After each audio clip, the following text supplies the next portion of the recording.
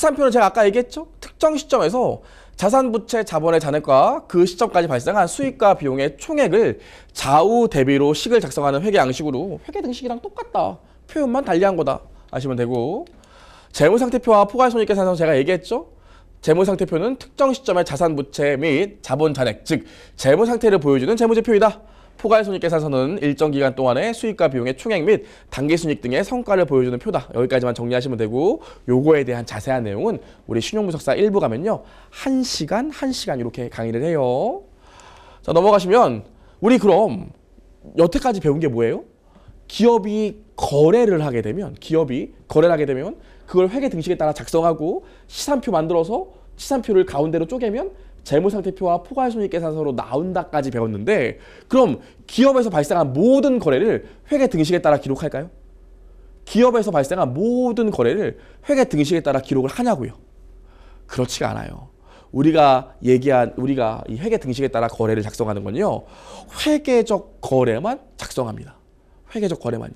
회계적 거래만. 화면을 보시면 기업에서 거래가 발생하였을 때 이를 회계장부에 기록해야 할 것인지 여부를 판단하면 다음에 두 가지 조건을 고려해야 된다. 우리가 회계 등식에 따라 기업에서 발생한 거래를 기록하려면 두 가지 조건이 만족되는 거래만 기록할 수 있어요.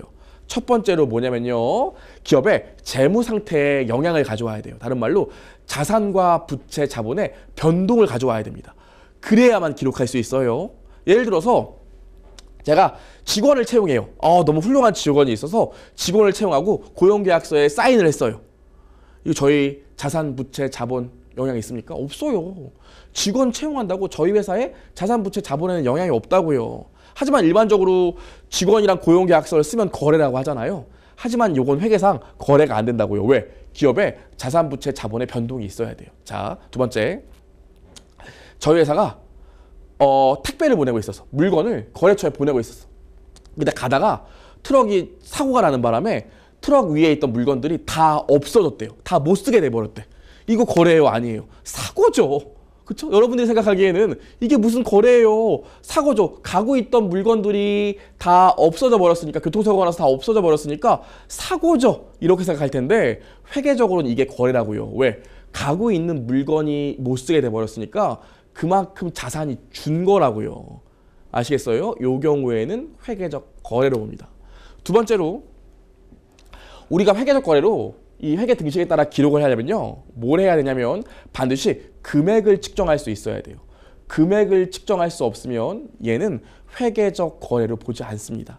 예를 들어서 우리 회사가 돈 받을 권리가 있어요. 거래처한테 물건을 외상으로 팔아서 돈 받을 권리가 있었어. 10,000원짜리만큼. 한 10,000원 정도 받을 권리가 있었어. 근데 거래처에서 돈을 떼일 것 같아. 요 거래처가 돈을 안 줘서 돈을 떼일 것 같아요. 이때 얼마를 떼일지 내가 추정할 수 있어야 기록할 수 있다고요. 그렇죠? 그래서 우리 회계적 거래로 기업에서 발생한 거래 중에서 회계 등식에 따라 기록할 수 있는 거래들은 첫 번째로 자산, 부채, 자본의 변동이 있어야 되고요. 두 번째는 그 금액을 측정할 수 있어야 됩니다. 따라오시죠?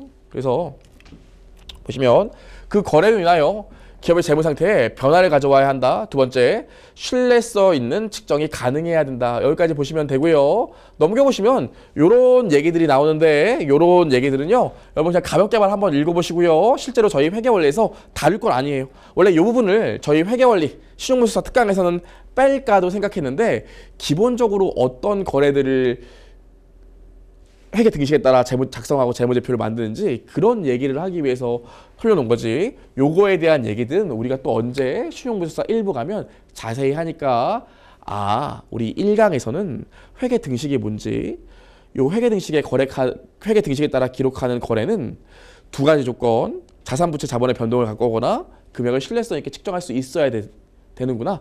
여기까지만 알고 있으면 될 것 같습니다.